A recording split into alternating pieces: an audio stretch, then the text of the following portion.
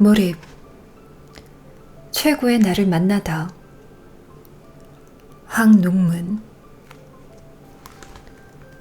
최근의 한 설문조사에 따르면 30대 직장인들 가운데 88%가 아무래도 내 인생이 잘못 굴러가고 있는 것 같다라고 생각한다고 합니다. 결국 10명 중 1명만이 자신의 인생에 만족하며 살고 있다는 뜻입니다. 심리 전문가들은 이런 현상이 나타나는 것에 대해서 자신이 지금 하고 있는 일과 처해 있는 현실에서 행복을 찾지 못하기 때문이라고 지적합니다. 이 시점에서 우리는 몰입에 대해 생각하지 않을 수 없습니다.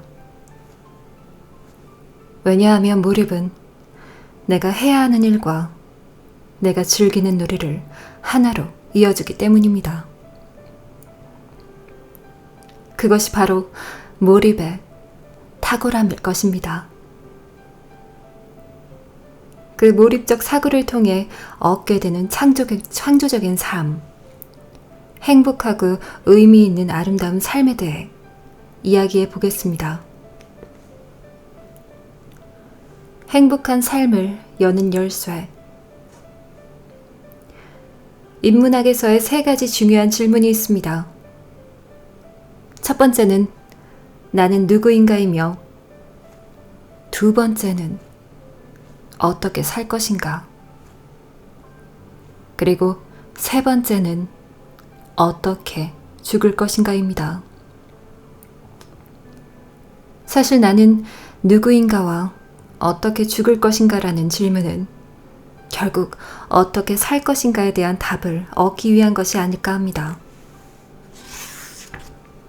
그래서 한 번뿐인 이 삶을 도대체 어떻게 살아야 죽음 앞에서 후회하지 않을지 오랫동안 고민해왔습니다.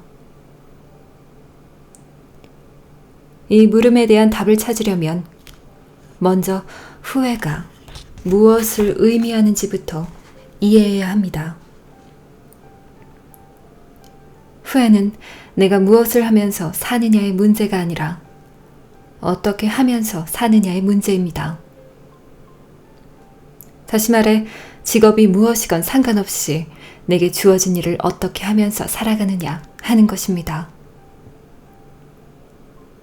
예를 들어 내가 가진 잠재력의 100%를 모두 불태우고 죽는다면 후회할 일이 없을 것입니다. 그러나 내가 가진 잠재력의 95% 이상을 전혀 사용하지 않은 채 죽게 된다면 당연히 후회할 수밖에 없을 것입니다. 그렇게 10년 이상의 씨름 끝에 마침내 답을 찾았습니다. 가족을 모두 한국에 두고 저 혼자 미국에서 포스닥을 할 때였습니다.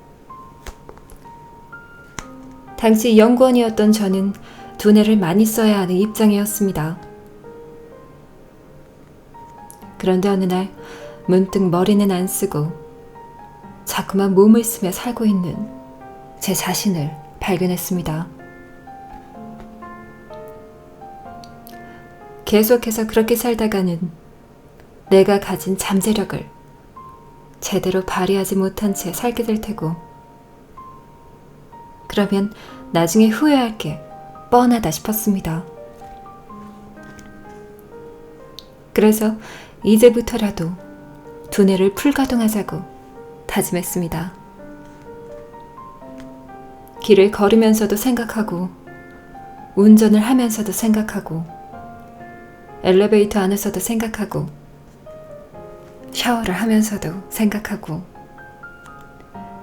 그러던 어느 날 제 머릿속에, 제 의식 속에 오직 하나의 생각만이 가득 채워지는 순간이 찾아왔습니다.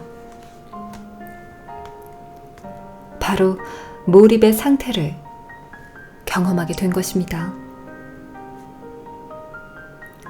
그런 상태가 되면 마치 슈퍼맨이라도 된 것처럼 내 스스로도 놀랄만한 아이디어가 두뇌에서 쏟아져 나왔습니다. 처음에 후회 없는 삶을 위해 두뇌를 풀가동하고 그러려면 1초도 쉬지 않고 생각하면서 살아야 한다고 했을 때는 그 길이 가시밭길일 것이라고만 여겨졌습니다.